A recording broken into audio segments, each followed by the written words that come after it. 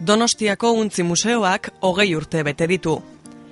Urteurren berezi honek erakusketa berezi bat eskatzen du eta horrela egin dute. 2012ko apirilaren 29 arte ikusgai egongo dena.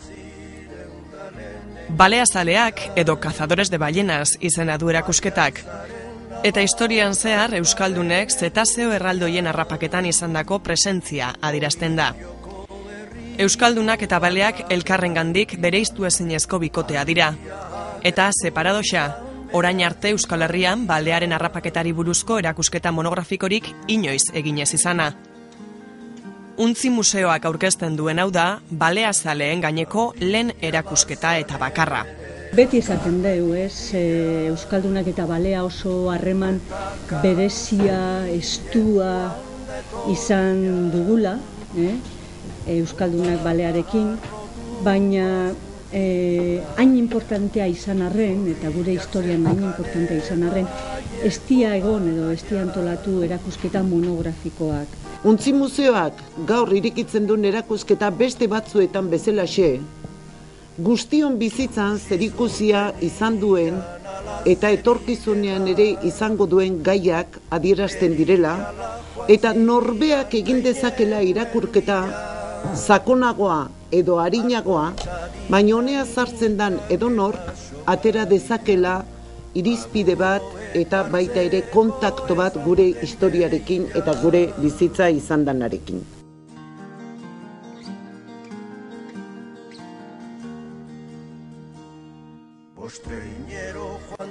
Balearen eizaz hitz egiten hasita, ontzi euskorretan zutik baleatzarrari arpoia jaurtitzeko prest ikusten ditugu gure arbasoak. Balearen harrapaketan jaun eta jabe izan ziren mendeetan zehar euskaldunak. Aurre industria garrantzitsu horrek Euskal Herrian eta euskaldunongan izan duen eraginaren zantzuak ikusi ditzakegu oraindik gure herrietan. Hainbat armarritan balea da nagusi. Hor daude harrapaketari referentzia egiten dioten abestiak, testamentuak, nahoen aztarnak eta hainbat istorio. En este caso no estamos ante un mito o una idea exagerada de la importancia del pasado ballenero vasco, sino que al contrario, esa memoria histórica se encuentra minimizada respecto a la realidad de lo que fue la participación vasca en esa actividad. La pesca del bacalao en Terranova fue un capítulo destacado en la historia marítima vasca, pero en realidad los vascos seguían la estela de los portugueses, normandos o bretones en esa actividad. La caza de la ballena, por el contrario, fue una actividad singular en la que los vascos tuvieron especial protagonismo. Europan balearen harrapaketari lotutako lehen erreferentziak Erdi Aroan kokatzen dira, eta ez Euskal Herrian, Eskandinavian baizik. Aktibitate horrek baina eremu lokalean soilik izan zuen islada. Euskaldunak Erdi Aroan baita ere, baina beranduago hasi ziren gure kostatan baleak harrapatzen. Los vascos además se expanden por el Cantábrico hacia Asturias y Galicia, y dado que en esas zonas no se cazaba la ballena, arriendan puertos y pagando una serie de impuestos y establecen bases balleneras para luego exportar el aceite obtenido hacia el interior de España y otros países europeos. Es decir, que los vascos son los primeros que hacen de la caza a la ballena una labor preindustrial organizada. Beren tamainagatik Erdi Aroan baleak alegiazko izakiak ziren eta errespetua eta miresmena sortzitzaien.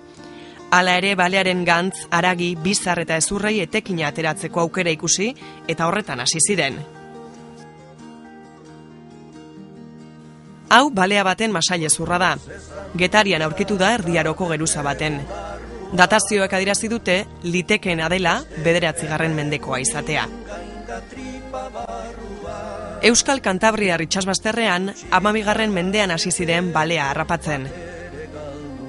Baleetik aprobetxatzen zuten dena prestatu eta Europara merkaturatzen zuten. Balaena Bizkaiensis zen Kantauri itsasoan harrapatzen zutena. Iparreko Euskal Balea deiturikoak 18 metro luze zituen eta mantsoa zen. Egun desagertzeko arriskuan dagoen balea bat da. Horra hor iparreko Euskal Balearen masailezur bat, 19. mendekoa.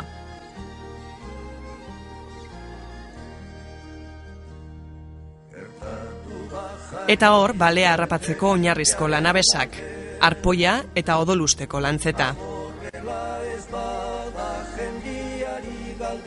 16. mendea izan zen Euskal Baleazaleen aldi oparoa. Kanadako ipar-ekialdera egindako espedizioek salto kualitatibo bat suposatu zuten. Euskal Baleazaleek balea olioaren hornikuntza monopolizatu zuten Europako merkatuetan eta Ternua, Labrador eta San Lorenzoko golkoetan Gipuzkoako eta Lapurdiko armadore, merkatari eta marinelak nabarmendu ziren. Baleazalei erreferentzia egiten dion dokumentu hunkigarri bat da hau. Joanes Etxaniz, Baleazalearen testamentua. 1584an Labradorren, Bretoien portuan jasoa. 16. mende oparo hartan baita ere, Donostiako eta Pasaiako portuak balea jardueran munduko lekurik garrantzitsuena izatera iritsi ziren. Baina animalia erraldoiaren zer aprobetxatzen zuten? Olioa oso estimatua zen Europan. Besteak beste etxeak eta kaleak argitzeko erabiltzen zen. Bizarrak labanen kirtenak egiteko erabiltzen zituzten, baita gonak, kortxeak, aterkiak edota eguzkitakoak egiteko ere. Gastronomikoki berriz, inoiz ez zuen estimandirik izan baleak Euskal Herrian.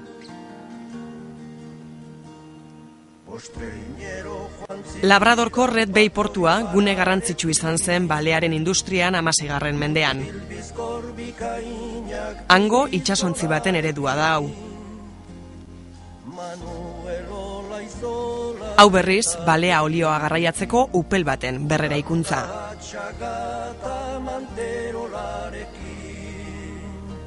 Emakumeek balearen industrian izan zuten paperari ere eskaintzen dio Untzi Museoak tartetxo bat. Izan ere emakumeek protagonismo berezia izan zuten Euskal itsas ekonomian. Eurak ziren, ordainsari txikien truke, itsasontziak kargatu eta deskargatzen zituztenak.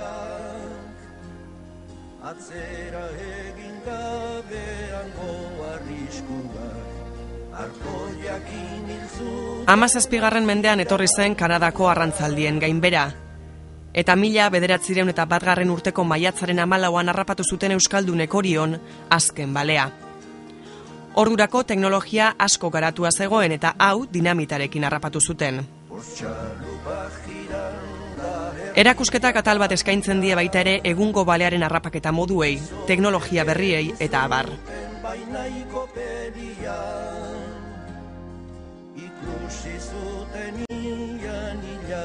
Hemen, Jose Mari Unzain, Untzi Museoko zuzendarikide eta erakusketaren komisarioaren hitzetan, Untzi Museoan ikusgai dauden altxorretako batzuk. Digamos, el resto óseo de una mandíbula de ballena de la Edad Media, que procede de Guetaria, por ejemplo, inicialmente datada en el siglo IX, aunque está por confirmar ese dato, que de ser así sería realmente importante. Documentos manuscritos originales de los siglos XVI y XVII, como de Motrico, Ondarribía, el testamento de Joanes de Etxaniz de Orio, que se comentaba antes, un documento también muy valioso de las Juntas Generales del siglo XVII, que digamos que donde se da testimonio de esa actividad de los vascos como maestros de la enseñanza de las técnicas de la caza de la ballena a los holandeses, grabados y dibujos de los siglos XVI al XIX, el relieve de la casa Urasandi del siglo XVI, que está en el museo desde hace muchos años, pero que realmente es una pieza importante porque está relacionada un poco, es una representación de una nao que de alguna manera se vincula con la familia Arriola, que estuvo muy vinculada a Terranova y la caza de la ballena. Hori ez gain bertan daude baita ere Joanes de Etxeberriren manual devotioneskua, Donostiako baleen konpainiako dokumentu bat, 18. mendekoa, edota buruak eztanda egiten duen arpoia, 20. mendekoa. Gaur egun, balearen arrantza biodibertsitatea mehatxatzen duen praktika da. Hala ere, garaiaietako praktikak gaurko ikusmolde epaitzea ez litzateke zilegi. Baleen harrapaketa historikoki euskal ekonomian jarduera garrantzitsu izanik, hona hemen horri dedikatutako lehen erakusketa monografikoa. 2012ko apirilaren 29 arte, Untzi Museoan ikusgai izango dena.